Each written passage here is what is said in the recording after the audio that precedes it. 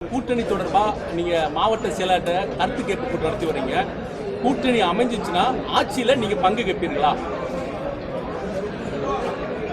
நாங்கள் இங்கே பங்கு கேட்க மாட்டோம், அமெரிக்காவில் தான் கேட்போம்.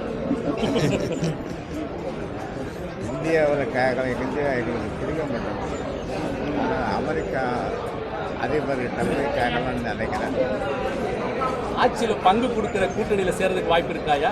ஆட்சியில் பங்கு கொடுக்குற கூட்டணியில் சேர்றதுக்கு வாய்ப்பு இருக்காயா? ஆட்சியில்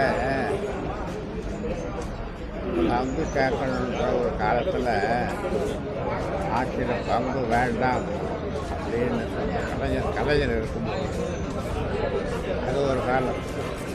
5 வருஷம் நாங்கள் நிபந்தனையற்ற ஆதரவு கலைஞருக்கு கொடுத்தோம்.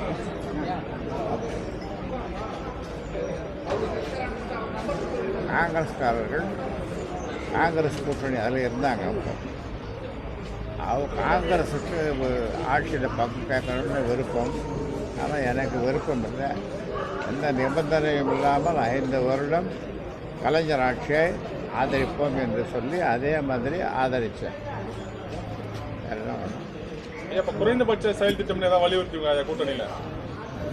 குறைந்தபட்ச செயல்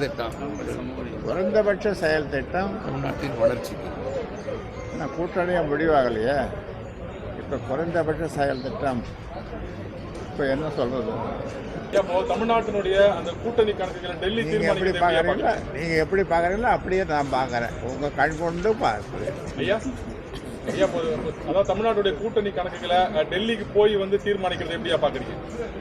டெல்லிக்கு போய் தான் கூட்டணி தீர்மானிக்கிறாங்கன்னு சொல்லி கேட்குறாரு. டெல்லிக்கு போய் தான் கூட்டணியை தீர்மானிக்கிறாங்கன்னு கேட்குறாங்க. எப்படி பார்க்குறீங்க தமிழ்நாட்டுடைய அரசியல் எப்படியா பார்க்குறீங்க?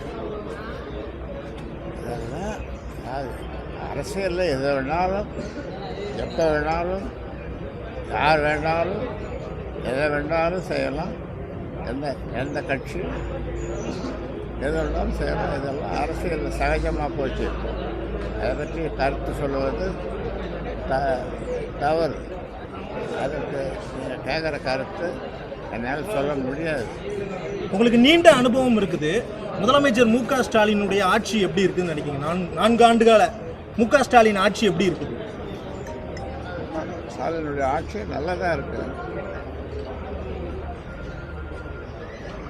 நல்லதாக